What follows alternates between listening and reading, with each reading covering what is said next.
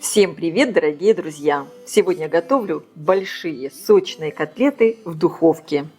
Они получаются нежные, ароматные, потому что в фарш добавляю много овощей.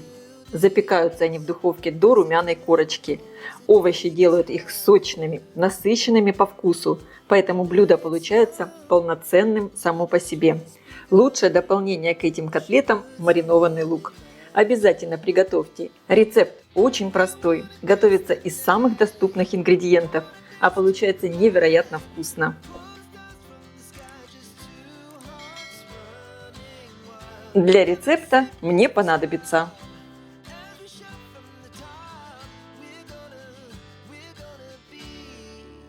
в миску выкладываю фарш. Для рецепта я использую фарш ассорти, говядина и свинина. На крупной терке натираю одну морковь.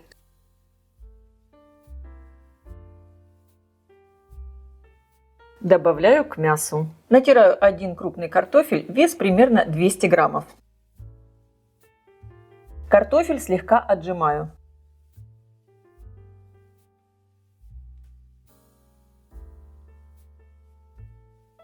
Также добавляю в миску. На этой же терке натираю репчатый лук. Добавляю лук в миску и сразу все немного перемешаю, чтобы не потемнел картофель. Окончательно я все буду вымешивать, когда добавлю все остальные ингредиенты и специи.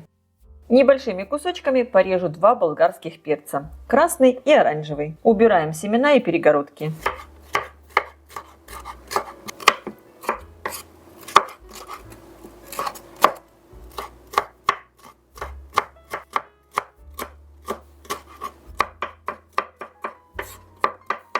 Также в мои котлеты я буду добавлять зелень. У меня здесь кинза, можно использовать и петрушку. Мелко режу. Добавляю все в миску. Через пресс выдавлю 2 зубчика чеснока. Добавляю 2 яйца.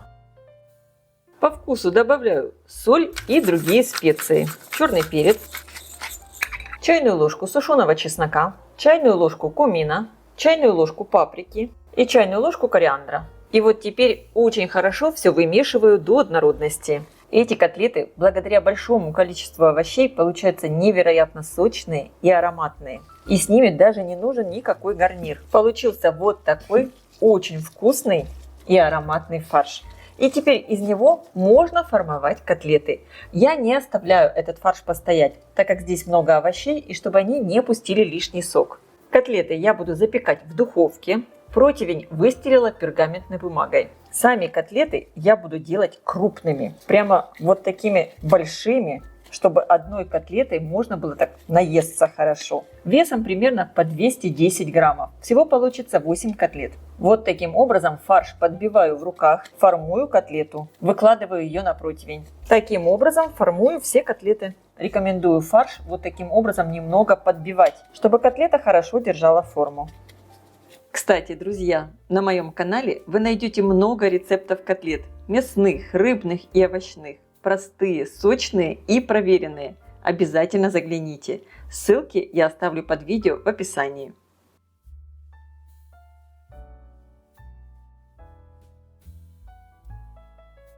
Сверху ложкой на котлетах сделаю вот такой небольшой рисунок. И сама котлета, получается, немного расплющится и будет готовиться быстрее. И чтобы котлеты лучше поджарились сверху, я их слегка смазываю растительным маслом, без запаха. И отправляю все запекаться в хорошо разогретую до 200 градусов духовку примерно на 30-35 минут. Конечно, вы ориентируйтесь по своей духовке. И очень многое зависит от того, какого размера котлеты вы сделали. Противень я ставлю на средний уровень, включен верх и низ духовки.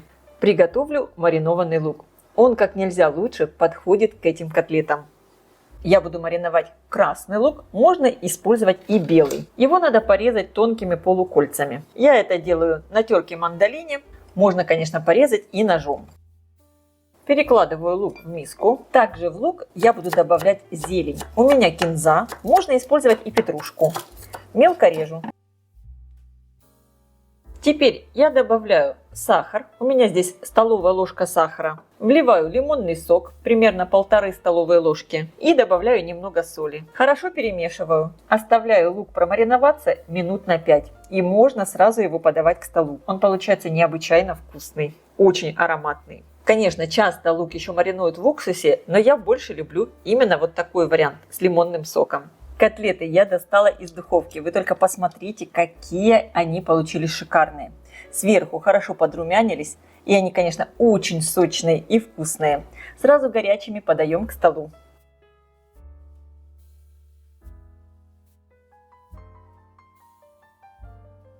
И, конечно, подаю с маринованным луком.